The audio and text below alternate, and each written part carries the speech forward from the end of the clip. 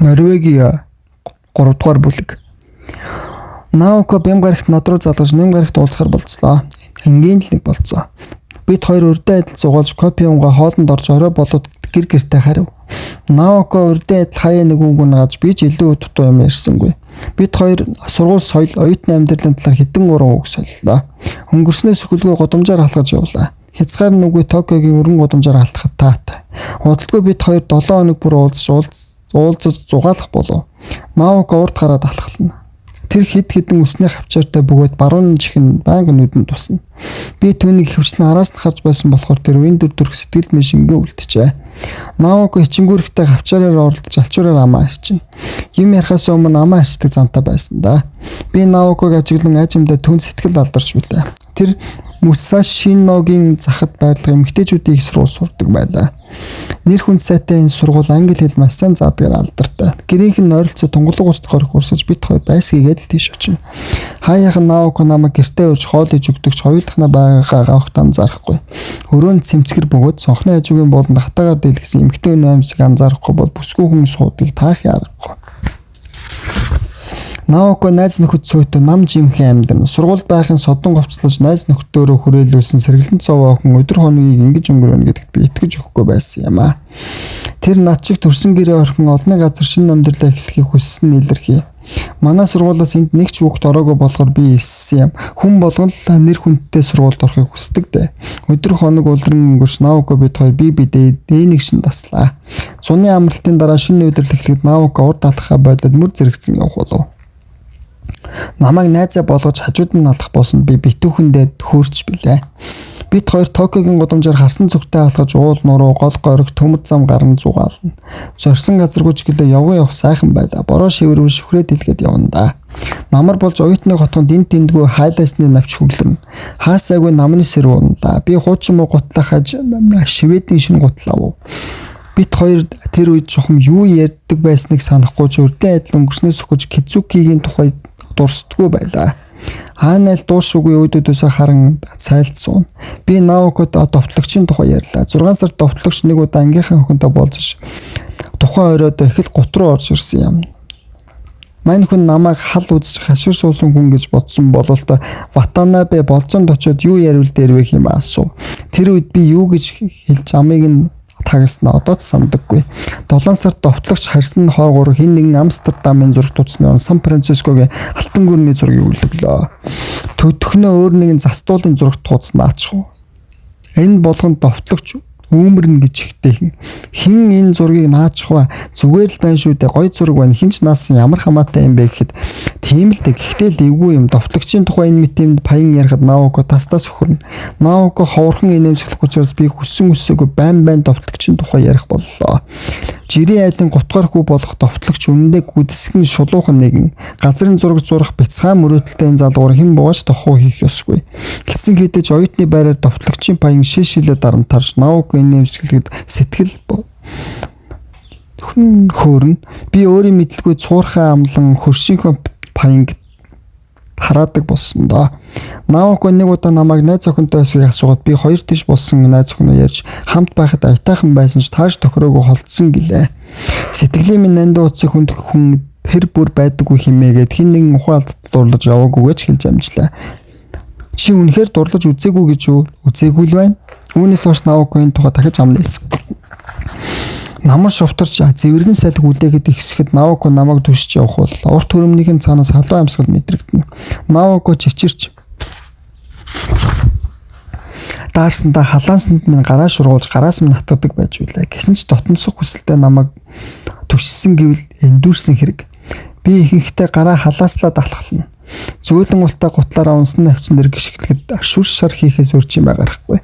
Ухтаа түнд би биш өөр нэгний халуун дулаан хайрын хэрэгэл хэрэгтэй байсан д өөрөө ирэхгүй Наоко өрөвдөх сэтгэл гонсоо. Өвөл ойртоход Наокогийн нүд хичнээн тунгалаг болохыг би илүү мэдэрч эхлэв. Нүдрүүн ширтгэд амьдрал нь мухарцсан юм шиг хачин мэдрэмж төрнө. Ямар нэгэн зүйл хаах мэт над руу ширтгэд хүүт таах шиг болж байж суух газар олж яддагсан. Хэрбээр өөрийгөө ч ойлгохгүй сэтгэлийн нэж дийлэхгүй байх шиг санагддаг байлаа. Тийм ч учраас дуугаа хурааж хавчаараа оролдон амаа харчиж учраа олохгүй түндэл ширтдэг биз. Наоког ингэртэй наахыг хүсэж байсан сэтгэлийг нэмзэглүүлэхээс имэж зориг хүрсэнгүй. Иймээс ч хоёул Токиогийн гудамжуудыг хөндлөн гулт хэмжиж хий холсон орчин тойрноос хэдэн удаж холбохыг хичээдэг байлаа. Наоког ярьсны дараа нэм гаргийн өглөө эртлэн гарах бүрээд байрны маань нөхдүүд намайг нууц амрагтаа уулсан хэмээн дог тухай болгоно. Инхэн ч аргагүй юм да. Би бусдад долоон булчирхаагаа тоочих хүсэлгүй байсан учраас олонний хил амыг тоолгүй өнгөрөв. Орой ирэхэд хэрэгт дурлсан хэн нэгэн ямар байрлалаар яаж амрагласан найз охин маань ямар өнгийн дотор урстай байсныг асуух бөгөөд би тэр бүр булцааруулж дөнгөн. Хорвоогийн бор өдрүүд ээжтэй өнгөрч төрийн далбаа дээшилж доошосоор би гэдэг хүн 19 нас хүрлээ. Нэм гариг болгонд энэ хорвоог орхон утас нандынхаа найз охинтой уулзуулна. Өдгөө хийгээд цаашдаа юу хийх нь огтонч тодорхойгүй байлаа. Их сургуульд бид Колодиэл, Расин, Эйнштейнийг үзэж байсан сэтгэл үлдсэн зүйл нэгэхэн ч үгүй. Надад оюутан ах унаа зэхэр хүн байсангүй. Дотор байрны хуршүүттэйг хэд 3 үг солихоос цаашгүй. Ихэвчлэн ном уншиж суудаг намайг байрныхан маань зохиолж болно хэмээн сэтгэсэн ч надад үзэг цасны төлөв хүсэл төрж байсангүй. Хэн болох тухайгаа огт боддгүй явжтэй. Наоко намайг ойлгох болов гэсэндээ бод санаагаа хуваалцъя гэж хэд идүүцсэн ч хэл ам хэлсэнгүй. Наокогийн хэлэх үг олж яддаг өвчин халтсан биш байгаа даа гэсэн бодол төрнө. Бям гаргийн орой би Наоког үцтгэх хүлээн лоббид суудаг байлаа. Оройдоо залуус хаанигтай зугаацахаар явж танхимд нам гүн байхаж. Энэ үед би гэрэл ажиглан сэтгэл зүрхээ мэдэрхийг хичээн. Өөрөөсөө ч юм юу гэрэн хааж байна да хэмээн түмэнтэй асууж хариулж дийлсэнгүй. Анивлцах гэрлийн өдөөс гараа сунгахад мэдрэгдэх юмгүй. Олон цаг ном шагаадаг байсан ч олон ном уншсангүй. Таалагдсан ном ахин дахин унших нь олонтой. Тэр жилүүдэд би Truman Capote, John Updike, Scott Fitzgerald, Raymond Chandler нарын зохиол хорхосдог байсан да. Гэсэн ч ангийнхан болоод байрныхан маань эдгээрийг сонссноос цаашгүй байлаа. Тэд ихэвчлэн Такахаши Казуми, Кензабуро Мишима, Юко болон Францын орчин үеийн зохиолчдын уран бүтээлийг сонирхоно. Ийм ч учраас тэдэнтэй хэл амаа ололцохгүй арга буюу ганцаараа ном шагаад суун. Сэтгэл гжигдсэн номоо хэд уншаад нүдэн анин тэр цаг үед дуусна. Номон завсар гараа хавчуулаад суух энхэн үедээ би гэдэг хүн жаргал думбдаг байлаа. 18 настайдаа би Джон Аптакийн хүн гөрөөс тухайнгүй дурлаж хит уншаад улмаар сонирхол буурч Скотт Фицжеральдын Авууга Гитсбид хорхосох болов. Таарс хуудасаа унших бүр улам амтшиж энэ бүтээлийг биширч явлаа. 1968 онд ил зохиолын уншина гэдэг эсвэргүй болохгүй юм а гэмээн яавч асаашаадах зүйл биш. Эдүгээ чинь бол миний хамгийн дуртай зохиол. Шохоргосон зохиолынхаа Авууга гайхамшигыг хүнтэй хуваалцахыг хүсвч тооз анзаарах хүн олдсонгүй. Тухайн үед эргэн тойрны маань ганц хүн энэ зохиолыг уншсан байсан нь Токиогийн их сургуулийн хуулийн ангийн 3 дугаар курсын оюутан Нагасава. Бид хоёр энэ номоор холбогдож нөхөрлсөнсөн. Нэг байранд сууж байсан болохоор зүс танихч нэг удаа намайг хоолны газар сууж байтал мань хүн уншиж байгаа ном маань сониучрхан асуусан юм. Би Авууга Гитсбиг уншиж байна гэхэд сонирхолтой эсхийг нь лавлав. 3 дахь удаага уншиж байгаа нь улам бүр татагдж буугаа хэлбэл Нагасава Авууга Гитсбиг 3 үнсэн хүнтэй найзлахад болохгүй газар руу хэмээн хэлсэн дээ. Бид хоёр энэхүү 10 сарын 1 өдөр андын холбоо тогтоосон юм. Нагасаваг таньж мэдхийн хэрээр би гайхширдаг байлаа. Энэ яваа насандаа нилээдгүй хүнтэй уулзж явсан ч хувь заяа намайг түн шиг гайхалтай хүнтэй зөрөлдүүлж байсангүй. Тэрээр номын хорхоотон байсан бөгөөд миний хувьд хаанч хүрэхгүй. Нагасава энэ хорвоогоос хайлаад 30 жил өнгөрөөгөө зохиолчтой номыг барьж авдаггүй байлаа. Тэрээр ийм зохиолуудад итгэдэггүй байсан юм. Орчин цагийн уран зохиолд итгэдэггүйдээ биш л амьдрал богинохон цагийн хэсэг дааж хараагүй ном зохиол уншиж цаг алдмааргүй байна гэдгсэн. Чи ямар зохиолчтой дуртай вэ? Бальзак, Данте, Жозеп Конрад, Диккенс гэж нэг амьсгаагаар хариулв. Орчин үеийн хүн алга шив. Тийм болохоор л дуртай. Бусдын уншдаг номыг уншвал тэдэн шиг л сэтгэдэг болно. Хоцрогдсон бол бодох санах юмгүй хүмүүс л тэгдэг юм. Эрүүл саруул хүн бол өөр шүү. Ватанабе. Манай байранд бид хоёроос өөр эрүүл ухаантай хүн байхгүй. Бүгдээрээ хог шар гэсэн игдүү хурч. Чи яаж мэдчих байгаа юм бэ гэвэл мань хүн. Духан дээр нь бичсэн байхад хараас ойлгомжтой бодох шаардлагагүй. Тэгээд ч бид хоёр Авууга Гитсбиг уншсан да. Би Скотт Фицжеральдын нас барсан онцлог тооцоолоод Скотт Фицжеральд чинь 28 жилийн өмнө нас барсан шүү дээ гэвэл Нагасава 2 жил бол юу ч биш. Түүн шиг сайн зохиолчийг уншихад гимгүү хэмэв. Байрных нь Нагасаваг толгой садаа гэхээс сонгодог уран зохиол уншдгийг тэр бүр мэдэхгүй бөгөөд мэдлээч тоох хүнгүй.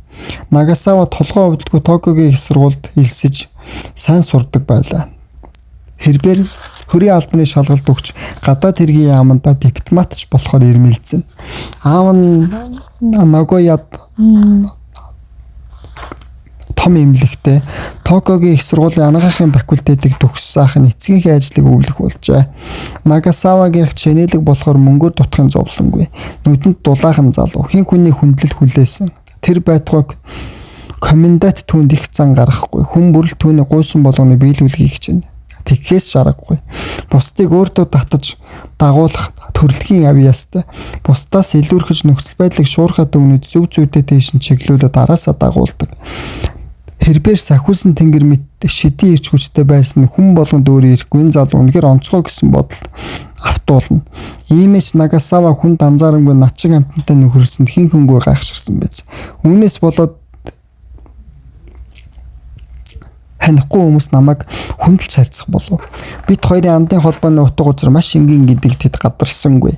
Би Нагасаваг хүндэлж цусардсангүй. Сурлах сайтай ирч хүчтэй өв тэгс царай зүстэй натархаж шунсангүй. Зөвхөн хуу хүнийг нь итгээд зан чанар татагдж байсан учраас сонирхлыг нь татсан биз. Энэ байдал минь түүнд итгээд сонин санагдсан байх талтай. Нагасава өөр хоорондоо иш тискимээ зан чанартай нэгэн байлаа. Энэрэнгүй занд нь хаяахан сэтгэл хөдлөн. Ярилцахад аятайхан ч хорон үг авчуулах нь олонтой. Оюунлаг хэрнээ бэртэгчин бусдыг урайлан дагуулагч сэтгэл зүрхэндээ бүгссэн хар намгаас мултарч чаддгүй.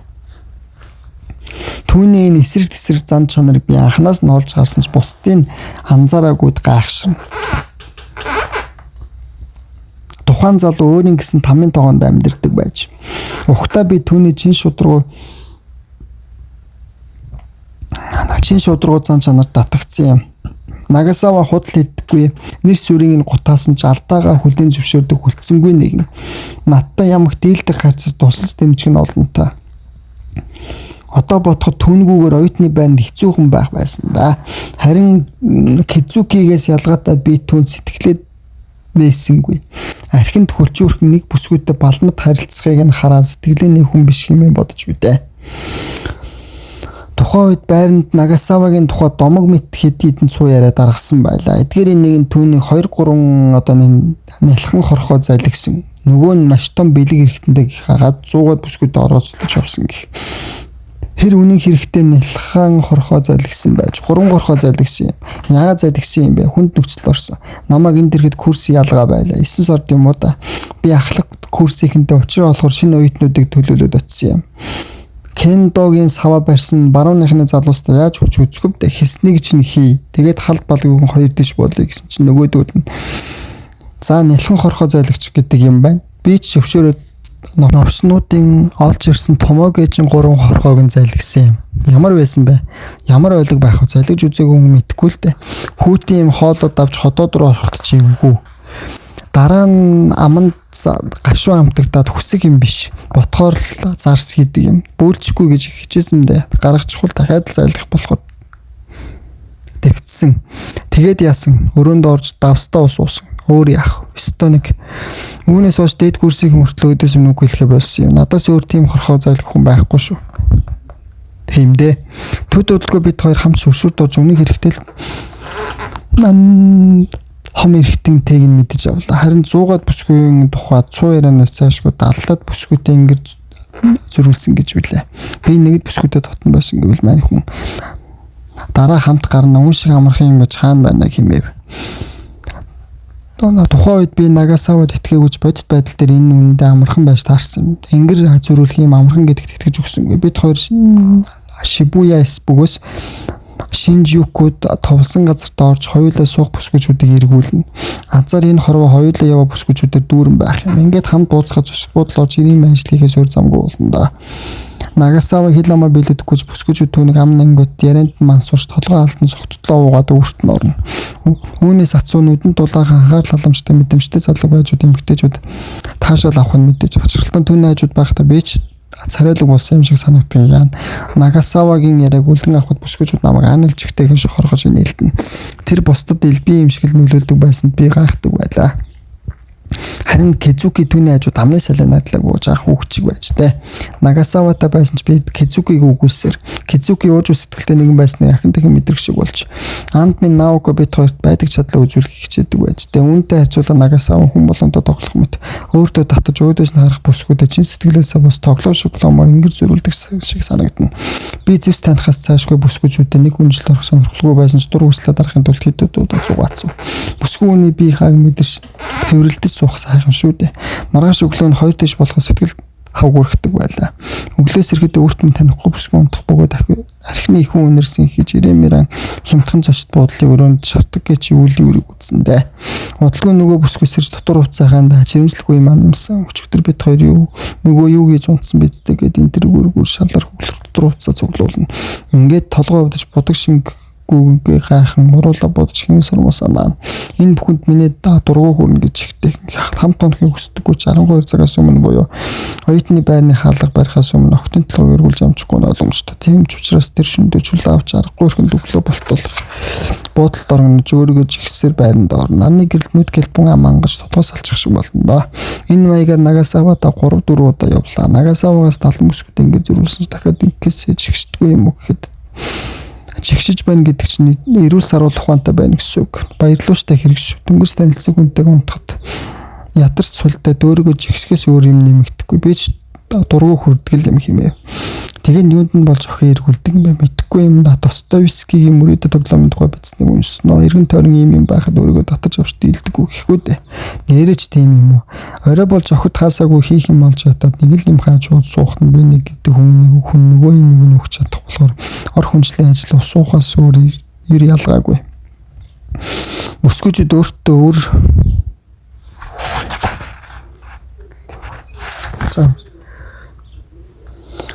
би ингэж явдаггүй болохоор сайн мэдхгүй юм да. Энэ талаараа чийж хацтай шүү. Ар гэрэн чинэлэг хэрнээ дотор байрны суудгийн учир нь хөөгөмсөг цантаад байж эцэст нь хүүгээ Токиод ганцаар амьдрал бүсгүүчдтэй оролцуулж шоколад гэсэндээ түүнийг 4 жил оюутны байранд зориуд суулгажээ. Харин мань хүн дотор байрны 4 журмын хайхрлуу зоргоор амьдардаг байлаа. Тэр хүссэн үедээ гадуур хонох чөлөө авчаан хийж найз нөхдөөхөө зөвхөн доонхоор явна. Ерөөс гадуур хонох чөлөө авах хэцүү боловч Нагасавад энэ журам үйлчлэхгүй. Түүний буйнаар би гэж хүн төггүй хүн чөлөө авна. Нагасава найз зөвхөн Хацумитэйгээ их сургууль урсан цагаас үргэлж бид хэдэд уулзсан юм. Хацуми их айтайхан бүсгүй байж таарлаа. Нүдэнд тусмаас царайлаг гэж хэлэх хэрэг жирийн охин байсан юм. Нагасава яаж дуусан юм бол гэж бодсонсон. Гэсэн чи хэд 3 үг солио сэтгэл татагдана. Оожуу сэтгэлдээс ухаан саруулах шиг мэдрэмж төгөн болгодог дэгжин бүсгүй. Хацуми надад их таалагдаж ийм найз хүнтэй бол өөр нэгэнтэй цаг нөхцөхгүй хэмээн бодож билээ. Тэр ч надад талбайн зэрэгцээ клубийн найз зөвхөнтэй танилцуулгыг оролдоно. Гэсэн ч би өрдөө алдаагаа давтахгүй хичээж ялах шалахгүй шалтгаан зааж болтно. Хацуми чинэлэг айлд явахад явдаг их сургууль сурдаг байсан учраас тиймэрхүү ярианы хэлэхгүй нь ойлгомжтой. Хэрээр Нагасаваг өөр бүсгүүчүүдэд зугаацдгийг мэдэх боловч энэ тухай нэг ч үг унахгүй. Нагасаваг чин сэтгэлээс хайрлаж юу ч шаардахгүй. Нагасавагийн надад ахтсан бүсгүүдээ гэсэнтэй би санал нэгтэй байсан юм аа. Тэр өвлөөс би пенсны дэлгүүр цагаар ажиллах боллоо. Цалин багтаа хөнгөн ажилдаа 7 хоног 3 удаа шөнийн ээлжинд гарна. Далмайн хямдхан пенс авчих боломжтой. Зус сарын баяраар би Наоко түүний төртө Хенри Манцинигийн дээр хертуунд пенс авч өглөө. Пенза цаасанд боож улаан дуузар оров. Харин Наоко надад нэгсэн биелгээ бэлгэсэн юм. Эрхийн уруугаараа жаахан бариуж дулаахан бэлэн Наоко дулаа бутран би сайн нэхэж чаддгүй юм аа гэхэд би зүгээрээ таарч байна гэд өмсч үзүүлв. Наатаа өмсөд гараа халаасандаа халааслахаа болтон үз. Тухайн өвөл Наоко Кобе руу харсангүй. Би ч оны сүүлээр ажиллаа гэд Токиод үлдлээ. Кобе явсан ч тэнд уулзч учраад байх сонин содон хүн байхгүй. Оюутны байрны хоолны газар цагаансараар үүдээ барьж би Наокинд холлох болов. Бид хоёр мочитой ногоо төшөл хийж уулаа. 1969 оны 1, 2, 3 дугаар сард үйл явдлаар дүүрэн өнгөрсөн юмдаг. 1-р сарын сүүлээр довтлогч 40 хүртэл халуурч хэвтэрд орсноос улс Наоко бид хоёрын болцоо өнгөрлөө. Би ихээхэн чармаас нэгцэд Брамсын 4-р симфони концертын 2 тасалбар болоод Наоког үрсэн юм. Наокогийн симфон дуртай болохоор тэр өдөр тэсэн ядан хүлээж байлаа. Гэсэн ч довтлогчийн бие муудаж орон дээрээ хөрвөөгөөд байц суухын аргагүй харагдахаар орхиод явж чадсангүй. Довтлогчийг надаас өөр халамжлах хүн үнэндээ байсангүй. Би мөс худалдаж аваад хэдэн давхар гялуурууд нь гэж толгойд нь жин тавиад хөдөн алж өрөх хөлсийг нь цаг тутам халууныг нь хэмжиж самцыг нь сольж суулаа. Халуун өдөржингөө буусан хачралтай мань нэр маргааш өглөөсөн бэлцэл босоо дасгалаа хийв. Халууныг нь хэмжүүл 36 байсанд нүдэндээ итгэсэнгүй. Довтлогч надаас болж халуурсан янзтай сони юм өдий хүртэл ингэж халуурч байсангүй гэсэн би нөгөө хоёр тасалбараа харуулад чихтэйхэн халуурсан шүү дээ хэмээл. Худалдаж авсан биш урилгын тасалбар юм чинь зүгээр дээ ихтэн радиог нь аваа шидчихмээ санагдсан ч хөмжөлтөө буцаад оров. 2 дугаар сард хэдэ дуудаад цасхаа хэлээ. Сарын сүүлээр би манай давхрын ахлах курсын нэг оюутнаа маргалдаж зодон хийсэн дөнөөхөн толгоогоор хан мөргөөд сүйттэй гэмтээгж комендант дуудаглаа. Нагасава нөхцөл байдлыг намжаасан ч комендантаас банк хүртэж дотор байна найз амьдрал минь баг зэрэг хүндрөв. Нэгдүгээр курсээ дүүргэж хавар боллоо. Би хэд хэдэн хичээл давнаж үлдсэн хичээлийг CD ганц 2 V авчих гавьяаттай амжилт гаргасангүй. Харин Наоко нэгдүгээр курс амжилттай төгсөлт алтан нар мургаж галгадэр хэрэгсээр дахин 1 жил тойров. 4-р сарын дундуур Наокогийн 20 насны төрсөн өдөр тохиолсон юм. Би 11 сард төрсөн учраас Наоко надаас 7 сараар ихч гэсэн үг. Наоко 20 гэж бодохоор хачин чихтэй юм шиг. 18 өстэй байхын түнд илүү зохих юм шиг санагдана. Хүн ер нь 18 9 наснда эргэлдээд байдаг бол сайхан шүү. 18, 19, 18 гэдэл гэсэн ч 20 хүрлээ. Намар болоход би гэдэг хүн мөн мосгоор алхна. Нөгөө ертөнц рүү оцсон Кезуки л 17-т үлдчихтэй. Наокогийн төрсөн өдрөөр бороо зүсэрч байлаа. Тэр өдөр би хичээл дарсны дараа билүү авч метрон цугаад тэдний рүү явсан юм. Би түүнд 20 насны төрсөн өдрөөр тэмдэглэх хэрэгтэй гэж билээ. Миний бодлоор хож болохгүй 20 насаа ганцаараа өгтөн гэдэг байж боломгүй зүйл. Ингээд метрон чиглэлцэн Наокогийн дэрвэл билүү маань Римийн коллеж шиг налт чичиж. Гэсэн ч бэлдсэн 27-гаа зоож шүдэнзээр асаагаад өшгөө хааж гэрлээ унтрахад баярын мөр амсгал орлоо. Наоко дарс задлж битүүр дарс сум билүү амталж оройн хол идлээ. Ингээд 20 үрдэг юм байж 20 гэж бодохоор нэг л санаанд багтахгүй юм. Амж бэлтгэдэггүй байгаад хүнд хөөгцөөр 20 үрчгсэн юм шиг. Харин надад бүхэл бүтэн 7 сар бэлтгэх цаг байна. Чиж азтай 19-тэй. Хоолой дингээ би довтлогчийн авсан шин самсны тухай яллаа. Тэр ахлах сургуульд өмсч байсан хар хүүхэнгийн нэг л самцтай. Мань нэрийн гэртээ бугын зурагтай улаан халагт самс авсан бөгөөд самсан дэгжин боловч харсан болон өөрөө ирэхгүй нэ шуулна. Хүмүүс чухам яагаад нэнэгэд байгаа довтлогч ойлгохгүй байлаа. Цааны газар шууж бод довтлогч төхөж ирээд Ватанабе би зүгээр байна уу? Нүүрэн дээр юм налчих өгөхт нь би энэдээ барьж ядан. Зүгээр байна гойц самц байна шүү гэлээ. Баярлаа. Наоко довтлогчийн тухай сонсох дуртай л да. Нэг уулзах юмсан болохгүй чи шоолно. Шоолохгүй. Хамт амьтард би хүртэл энэдээ барьж дийлэхгүй байгаа чи дэсэхгүй. Бит хоёр хоолой ичгээд аяг таван хороос дарцаа шимэн шалан дээр суулаа. Нэг хүн дуух Наоко хоёрыг ууж өөртөө нэмээд хийчихв. Тэр өдөр Наоко хүүхд тахуу сургууль соёл гэр бүлийнхээ талаар хам хөлгүй ярьж үлээ. Чимхлэр зураг зурах мэт нарийн ширийн зүйлүүдийг өгүүлнэ. Би түүний ойсатайг нь гайхсан юм. Гэвч чагнах тусам мөнгөн найс нь итгээд нэг л жигтэй гажууд гэмээр санагдлаа. Ярьсан явдлууд нэгнээсээ хөврөн гар нүүх дүүхэн нэмэх зэгцтэй өр хоорондоо нарийн сэжүүрээр холбогдож тасралтгүй төгсөлгүй үргэлжилнэ. Эхэндээ би хуун гэж байсан ч удалгүй дууга хурааж пянзаас хойш тавих болов. 6 пянз байсанд би нэг сольно. Эхлээд Битлицийн хойны хүмүүсийн клубыг тавьж Билл Эвансын DB зориулсан вайсыг хамгийн сүүлд тоглоулав. Цонхны цаана бороо шаагад цаг хугацаа зогссон мэт болов. Наоко ярьсан арил Кезукитэй холбоотой болоод миний мэдхгүй зарим нэг зүйлийг зориуд алгасаад ч байх шиг. Гисэн хэдий ч холбоо хамааралгүй жижиг сайзэг зүйлийн тухай тасралтгүй өгвөл наангуудаа ингэж ярихын сонсоод үг авчулсангүй. 11 болмогц би хавгуур хич эхэллээ. Наоко 4 цаг гаруй ам хамлгүй ярьж метроноос хоцрохгүй гэсэндээ эцгийг нь таруулаад за явдаг юм уу метроноос хоцрохно гэж авчуулаад цагаа харсан ч Наоко хормын төдөө дуугаа ураагаад аанаал анзаарсан шинжгүй дүнгэнтэл ярьсаар. Би ч дүүрсэн хэрэг гэж бодоод 2 дахь шил дарснаасаа балгаж эхлэв. Яриагийн дасалсан хэрэггүй гэж бодож билээ. Метро дотор байрны журам явуулч яг гэж бодлоо. Эсэн бусын бодолд автан нэг схиапл Наоко чимэг болж ярьж байснаа дуусгаагүй хэлэхгүйгээ олохгүй дуугаа хураачих.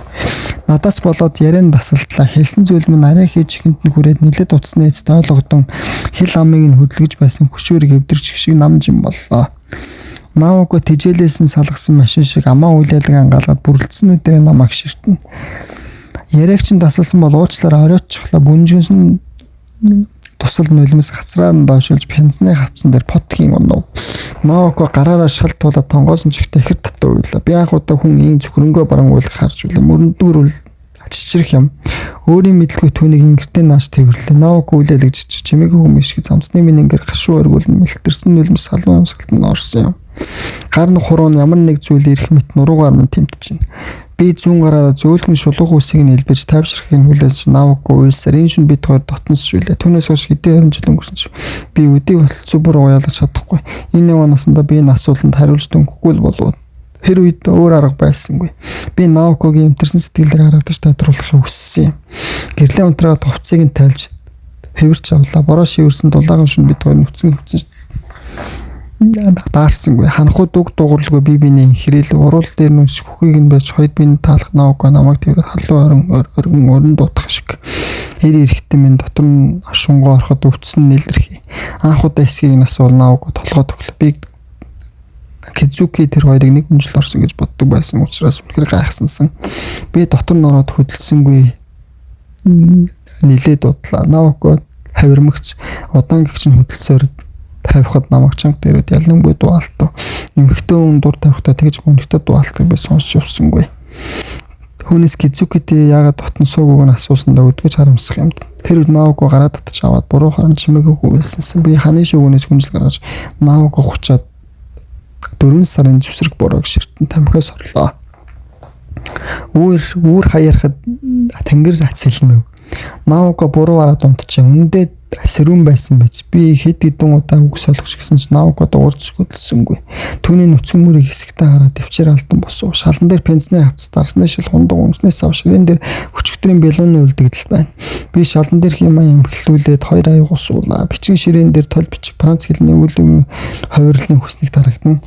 Ханд ямар ч тэмдэглэл бичээгүй зураггүй хуанли байх гэж. Би шалан дээр тараас хувцас авч өмсгөж цамцны ингэж чихтэй хിവэрээ цамцанд минь Наавукогийн үнэр шингэжээ. Ширээн дээрээс нь тэмдэглэлийн цаас авч сэтгэл минь уужруулж хэд хоногоос тухтай ярилцсан ойрмогхон залгаараа төрс өдрийн минь төргийг хэмээн бичээд араас нь хараад чимээгүйхэн гарлаа. 7 хоног өнгөрсөн Наавуко ярьсангүй. Гэрлүүн залгуул хариу өгсөнгүүд нэм гарыг өглөө гэртэн очоор Кокубунжи руу явлаа гэсэн ч Наавуко гэртээ байсангүй. Хаалган дээрх овог нэрнж алгуулж цонхнууд нь гаднаасаа төгжээд байрны жижүүрээс асуул 3 хоногийн өмнө хаашаа жимбэ нүүсэнгэв. Би байранд ирж Наавукогийн Кобед гэрийн хаягаар уртаа захиа бичлээ. Наавуко хааж үсэн захиаг авчил таарна. Захиандаа би зүрх сэтгэлээ онгоолгож ухаархыг чинь сэтгэлээсээ хүсч байгаа боловч тодорхой хугацаа хэрэгтэй бөгөөд энэ хугацаа өнгөрөхөд хаа байхаа мэдэхгүй байна. Тиймээс түн дамгаас ямар нэгэн зүйл толгон шаардаж гой сайхан үг хэлэх учиргүй гэлээ. Нэгдүгürt бид хоёр бие биенээ бараг мэдэхгүй боловч Наавуко надад боломж олгол өчр зүгөө олж болох юм. Ямар тааж дахин уулзаж тухтайхан ярилцах хүсэлтэй байна. Кизукиг явснаас хойш би Наавукотой сэтгэлээ уудлах хөнгөө болжээ. Тиймээс бид өөрийн мэдлгүй нэг нэгэндээ тэмүүлж бидэн явсаар хоёр биенээ олсон байж. Амьдрал минь өөрөөр эргэж болох байсан ч өөр зам байсан. Надад өөр сонголт байсан гэж өвнөөс өмнө хин нэгэнтэй Наавукото шиг халуун дотноос ч явсангүй. Ямар ч хариу бичлээ би дэсэн ядан хүлээж суун хэмээн хэрэлсэн юм аа. Гэлээч Наавукогоос хариу ирсэнгүй. Сэтгэл зүрхний минь нэгэн хэсэг хоос орон завлдын өмрөн унах шиг болж билээ. Би хөнгөрөөд орчин тойрны дуу чимээ хий хоосон замрах шиг болно. Хичээлээ таслахаа болж үр дэгнэнээ захад ганцаараа суугаад нэгэн хэвийн удирдлагыг сонсон хичээлдээ шамтах боллоо. Би ангийнхныгаа огт анзаардаггүй байлаа. Хинтэй ч ярилцлагыг ганцаараа голож тамхинаас гарахаар шийдсэн дээ. 5 дугаар сарын сүүлээр оюутнууд их сургуулийн нураан гэх мэтээ уриалгадсан байж хөдөлгөөн өрнүүлээд хичээл хаяв. Би нураан л үз хамаал хөлөөрөө дэвслээд нураагаад байл гэсэн шүү бодлоо. Ботал тесэр сургуулийн дарлалаас ангижрүүл яаж игээд болоо тавьчихна хэмээн хэрэгцүүлнэ. Бас ч үгүй нураахт нь тусламж хэрэгтэй бол гар бие оролцох болох юм хэмээн сэтгэн. Ингээд их сургууль маань үүдэ барьж би тээврийн компани цагийн ажил хийх болов. Ачааны машины жолоочтой хамт явж ачаад тийш буулна. Хар ажил болохоор ихэндээ өглөө босоод булчин сүмс чихтэй хий ангинэ. Гисэн ч цалин сайтай зэрэгцээ сэтгэл зүрхээр чанамж удирлах завгүй сайхан. Би 7 хоногийн 5 өдөр тээврийн компанид 3 шөнө пянзны дэлгүүрт ажилладаг байлаа. Шөнийн ээлжгүй өдрөө виски балганга ном уншин товтлогч архитаар суудаггүй болохоор үнэр та нарыг дэвчихгүй. Виски уухад үнэр нь байж суухын арга алга гэдэг өөр газар очиж гэв. Дуртай бол чи өөрөө явахгүй юу. Гэхдээ дотор байранд дууж болохгүй журамтай шүү дээ. Чи өөрөө яваа. Дургу хүрсэндээ дээвэр дээр гарч вискиг ууж дуусгалаа. 6 сард Наоко дахин нэг захиа бичиж Кобегийн хаягаар нь явууллаа. Түрүүжин захиада бараг ядлагаагүй захиа. Төгсгөлд нь хариу үйлээс суух ямар хэцүү болоод гомдоосон үгүйгээ мэдмээр байгаагаа бичлээ. Захиагаа шуудан айцг шуулгах тэр мөр сэтгэл зүрхийн юмэр хоос орон заавалмаар нэмэгдэж байгаа мэдэрсэн юм. 6 сард Нагасаваг даган бүсгүүчүүдэд зугаацахаар 2 удаа хот орж ирлээ. Нэг бүсгүүдэд шигт бодлоож орлож эхлэж тэгэн эсэргүүцгэд залхсандаа номон шиглүүл өөрөө өдөж эхэлсэндээ харин нөгөө нэг нь өвөрт орсны дараа Б-г шалгаа хитэн хүн донцсон ямар сургууль сурдаг ямар хөгжим сонсдог дайцаа осумогийн номууд уншсаас гадаад руу аялах бол хаашаа явах вэ миний хөх бусад бүсгүүчдийгтэй харьцуулбал арай том байгаа биз гэдэл асууж гарсан. Би ханга дуухан хариулж байгаад унтчихлаа. Өглөөс ирүүл нөгөө бүсгүй надтай хамт өглөөний цай уумаар байна гэдэг юм байна. Бид хоёр копи орж амт мудаахан шарсан талх өндөг идэж копи уулаа. Бүсгүй ажил аавын ажил хичээл сурлага төрсөн өдөр мэлхий идэж үзсэн хэсгийг минь лавсаар л байлаа. Толгоо өвдөж ундалж дуусмагцаа нөгөө бүсгүй цагийн ажилдаа явах хэрэгтэй гэсэн сэтгэл нь ханаагүй болтой дахиад уулзахгүй. Дэлхий бөөнийхөө болохоор таарлах байлгүй гэхээс өөр юм хэлсэнгүй. Ганцаараа үлдээ би ер нь юу хийгээд явна гэсэн бодлоо шаналж цугаа цэнгэл хөөх цаг мөнөө хэмээн бодлоо. Гэвч арга мухардаж би хаа минь бүсгүйн хүснэ. Энэ хоёр бүсгүйг тэрхтээ би Наоког мартаж чадсангүй. Ханхууд царах Наокогийн нүцгэн бэ тэр шөнийн зүсрээ бороо сэтгэл бохт олондоо дур хүсэл бадамлаасан. Дээвэр дээр гарч виски унга хаажгаа мэдгүй толгоо гудаалгана. 7 дугаар сарын ихээр Наокогоос бөөнхөн хариу ирлээ. Хариу бичлэгээ удсан дуучлаар намайг ойлгоно мэдтэй хэдэн мөр холбох тэнхээдэ болтлоо их худлаа. Захиа бичиж чаддгүй болохоор энэ захиаг 10 ч удаа хууллаа.